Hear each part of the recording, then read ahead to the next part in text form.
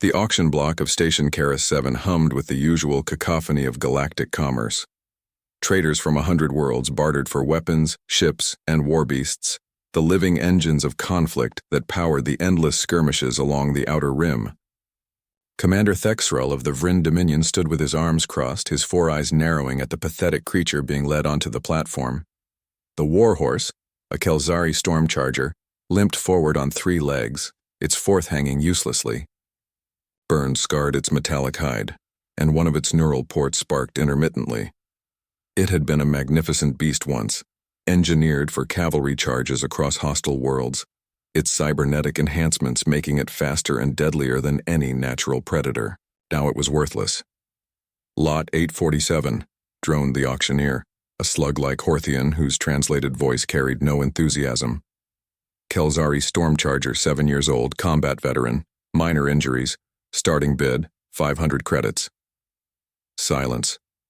Thexrel snorted, minor injuries. The creature could barely stand.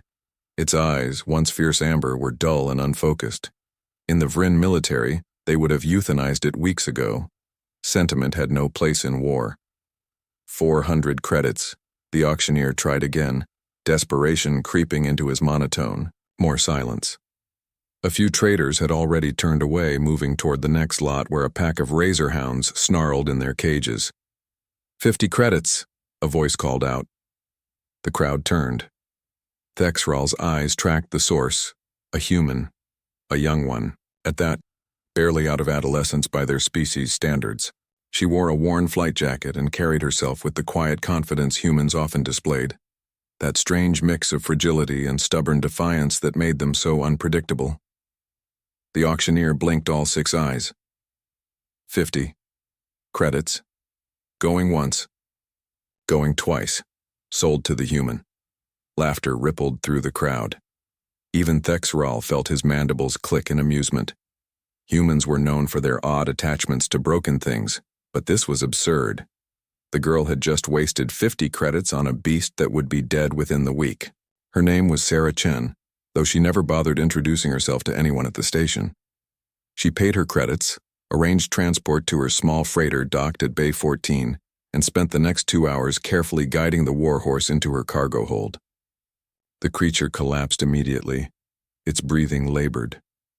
Sarah ran her hands over its injuries, assessing with the practiced eye of someone who'd grown up on the edges of civilized space where veterinarians were scarce, and improvisation was survival. "You're not done yet," she whispered. "Not by a long shot." Humans had a saying, where there's life, there's hope. It was a foolish notion by galactic standards. Hope didn't regenerate limbs or heal neural damage. Hope didn't win wars. But humans also had something else, an irrational refusal to accept defeat. Sarah worked through the night. She stabilized the leg with a field brace she'd cobbled together from spare parts. She flushed the infected neural ports and replaced the damaged circuits with components from her own ship's backup systems. When the warhorse's fever spiked, she stayed by its side, cooling its body with wet cloths and monitoring its vitals. By the 3rd day, the creature's eyes cleared. By the 5th, it could stand. By the 7th, it ate from her hand. 3 months later, Commander Thexral found himself at Station Karis 7 again, negotiating for supplies. He barely noticed the commotion in the landing bays until a familiar silhouette caught his eye. The Kelzari stormcharger stood in Bay 14, its coat gleaming, muscles rippling beneath regenerated tissue. The damaged leg had been replaced with a custom prosthetic that moved with fluid grace. Its eyes burned with renewed purpose. And beside it stood the human girl. Thexrel approached, curiosity overriding protocol.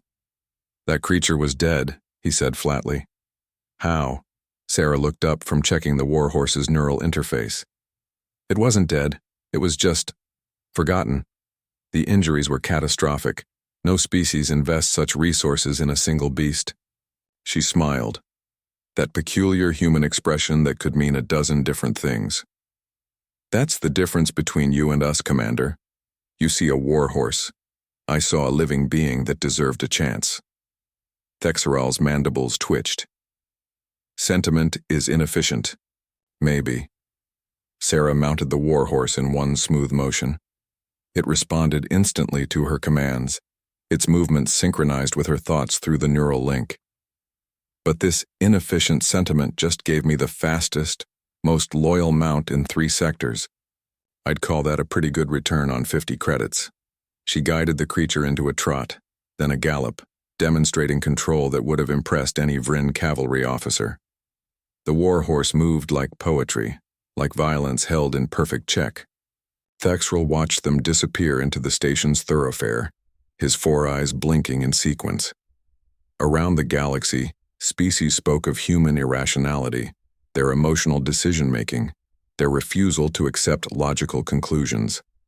But standing there, watching a broken warhorse transform through sheer stubborn compassion, Thexrel began to understand something his species had never grasped.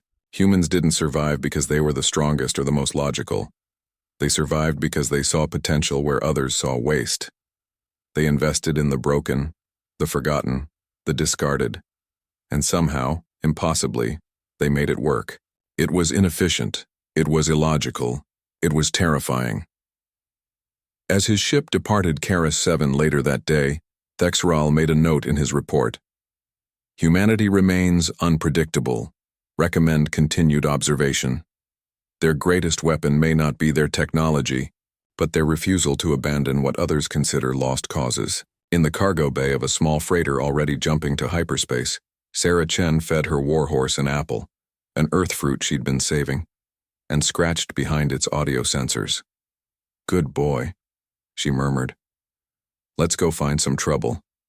The warhorse's eyes gleamed with something that might have been joy, and together they rode toward the stars.